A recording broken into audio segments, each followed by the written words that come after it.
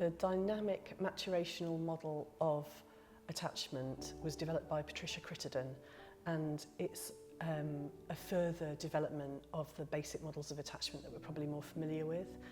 Where we have the secure-based model that describes the basic conditions that we need to offer to help children, this model develops on the top of that. When we think about secure attachment, we're thinking about children that are valued, they understood, they feel safe and secure with their carers.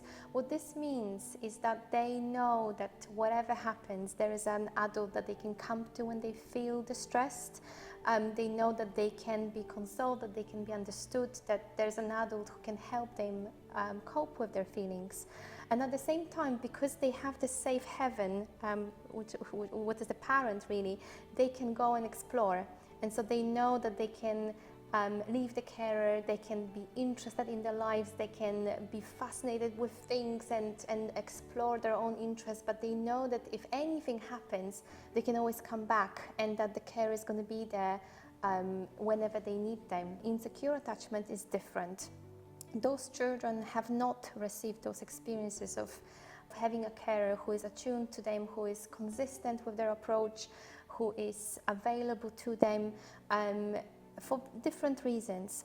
And what happened is that those children basically the strategy was, well, how do I keep that carer near me? How do I keep the carer still available to me?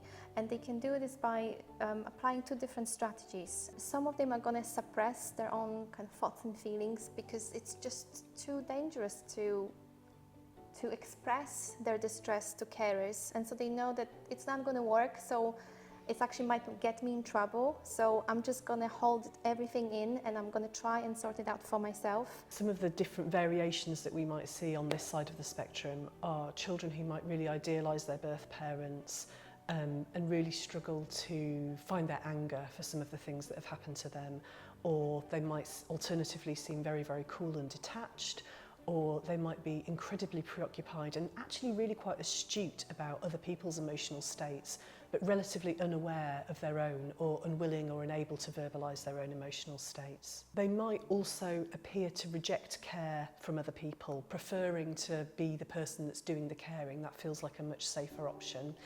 They might have lots and lots of acquaintances, and later in adolescence and early adulthood, lots and lots of sexual partners, but not much intimacy in those relationships, so not much emotional intimacy and not much genuine connection.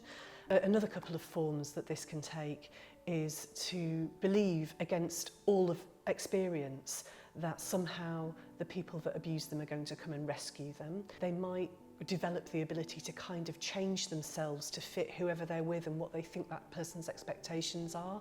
So they almost kind of become like chameleons and adapt to the expectations they pick up on from other people.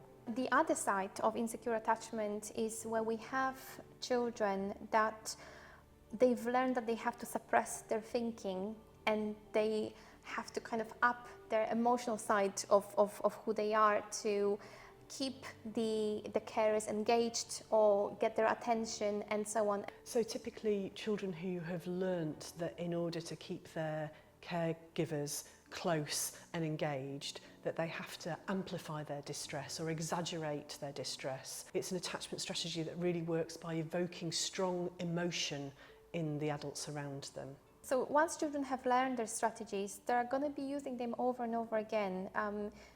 We know that once children have developed a template for seeing the world themselves and having just a sense of what life is like, they're going to be applying this everywhere, but that's because that's what keeps them safe. Now when we think about a child being put with a foster family, the family may see that behavior as bizarre, out of place, difficult, confusing.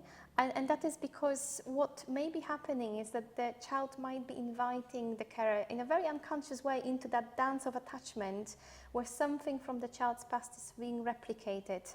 And so the key here is, first of all, to try to understand what the child's strategies were, what helped them survive, so that we understand the underlying intentions, we understand the underlying fears or hopes for the child, so that once we know that, we know how we can work with it, and we know how we can very slowly and very gently help the child learn that those strategies helped and they got them to where they are, and now that they can learn that it is safe to very, very slowly and gently drop them and learn what it feels like to be in a secure relationships where those strategies are no longer needed. Attachment strategies will continue to develop over the course of our life. It really gives us more hope for change. Yes, the first 100 days or however many years are extremely important, but they're not set in stone. Things can change. Our brain continues to adapt to its environment. Yes, it does so less rapidly as we get older, as we go into later childhood, adolescence and early 20s and later on in our life. Helping people with attachment is one of the things that I say about it, is that it's very, very, very slow brain surgery. It's not rocket science, but it's very slow brain surgery.